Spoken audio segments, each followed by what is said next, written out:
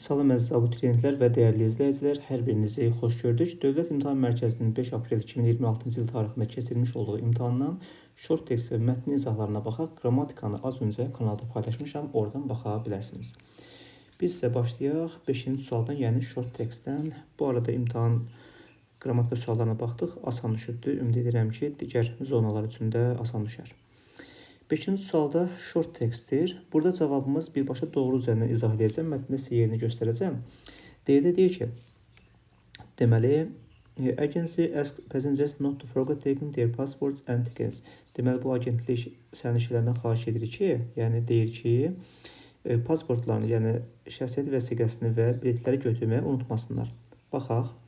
Make sure you have your passports and tickets with you. Baxın, burada eynisini deyir. Deməli, cavabımız oldu D variantı.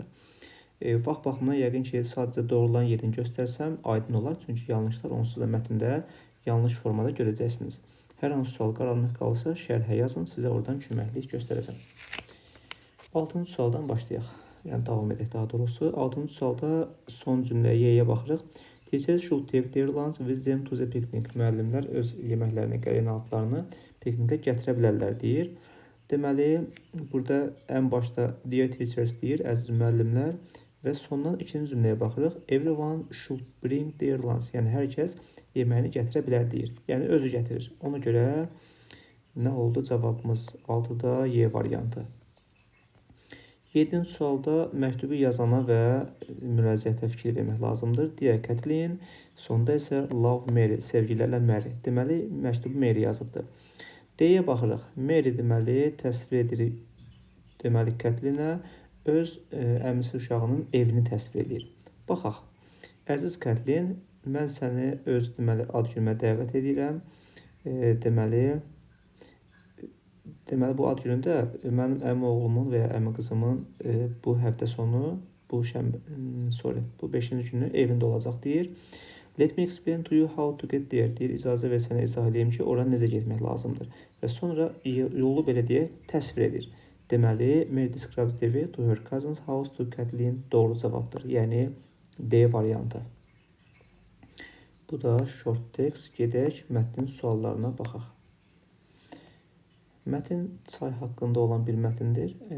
Yəqin ki, razılaşarsınız ki, çox da çətin düşmübdür. Biz 8-ci sualdan başlayaq, doğruların izahını sizə göstərim. 8-də D-yə baxırıq. Deməli, turist cümləmiz yuxarıda bax, bu da veribdir turist sözünü, turistlər sözünü. Turistlər bu yerə deməli xüsusi sənədlə baş çəkə bilər deyir. Baxaq. Tourists need a document from government allowing them to enter the area. Yəni, əraziyə daxil olmaq üçün sənədə ehtiyacı var deyir. Deməli, xüsusi sənədə ehtiyacı var. D doğru cavabdır. 9-cu sualda, deməli, Kano Crystals, yəni çayda bu, nə məşhur edir? C-də deyir ki, different colors in the river, yəni çaydakı fərqli rənglər. Baxaq. Kano Crystals is popular, altına xətt çəkirəm, for its different colors, yəni özünün rənglərinə görə populyardır, yəni məşhurdur. Deməli, C-miz doğru cavab edir. 10-cu sualda doğru cavab olur C variantı. Qara daşlar və sarı qum don't affect, təsir etmir, çayın rənginə deməli təsir etmir deyir. Bizə isə yanlış cavab lazımdır. Baxın, burada deməli çayın rənginin dəyişməsindən söhbət gedir. Sonra deyir ki, other colors come from black stones, qara daşlardan, green plants, blue water and yellow sand. Yəni, bunlar da çayın rənginin dəyişməsinə səbəb olur. Deməli, C-miz yanlış idi. Bizə də şərtdə yanlış cavab lazım idi. Mətn nə haqqındadır deyir. Unique river in Colombia. Kolumbiyadakı unikal çaydan söhbət gedir. İlk cümləyə baxsanız, yəni mətnə göz gəzirsəniz, Kano Crystals is a unique and colorful river in Colombia, South America. Bu formada davam edir. Ya, hamısı çaydan danışır, belə deyək. Elə ona görə cavabımız oldu Y variantı. Burada sizə bir şey deyim. Bəzən uşaqlar çaşırlar.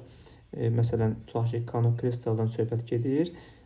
Variantlarda Kano Crystal olan cavabı seçirlər. Amma diqqətli olmaq lazımdır. Misal üçün, A-ya baxsaq, Kano Crystaldakı dağlardan söhbət gedir deyir. Misal üçün, C-yə baxsaq, Kano Crystalsa deməli, tur sifariş etməkdən söhbət gedir. Yəni, biraz sualların cavablarında mütləq diqqətli olmağınızda fayda var. 12-ci sualda bizdən düzgünü soruşur. 2-yə baxırıq. Günəş çayın rənginə təsir edir. 2 doğrudur. Baxaq. Altına xətt çəkirəm. This color change depending on sunlight. Günəş işığına görə deməli dəyişir bu. Deməli təsir edilmiş. 3-də deyir ki, the location of the river includes mountains as well. Yəni bu çayın yerləşməsinə dağlar da daxildir deyir. İkinci cümləni oxuyuram. There are a lot of mountains and lakes around the river. Deməli dağlar da burada vardı. 2-3 doğrudur. Məsələn 4-ə baxaq. Helikopter, yəni vertolyot çaya sən səyahət edəndə the last vehicle sonuncu nəqliyyat vasitəsidir. Amma son cümləyə baxsaq görərik ki, visitors should first use a helicopter then a boat. Yəni birinci vertolyotu, daha sonra qayığı, sonra da piyada gedirlər. Yəni sıralamanın bu da gördüyünüz ki, səhvdədir.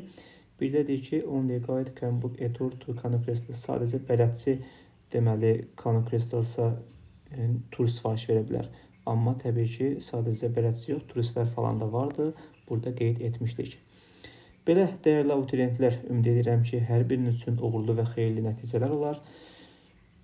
Faydalanmağı, xeyirli şəkildə dərslərə hazırlaşmağı yaddan çıxarmayın. Bu son deyil. Necə yazmağınızdan asılı olmayaraq böyük imtahan 11-də olacaqdır. Ona görə yaxşı vaxtınız varkən hazırlaşın. Hər birinizə uğurlar arzulayıram.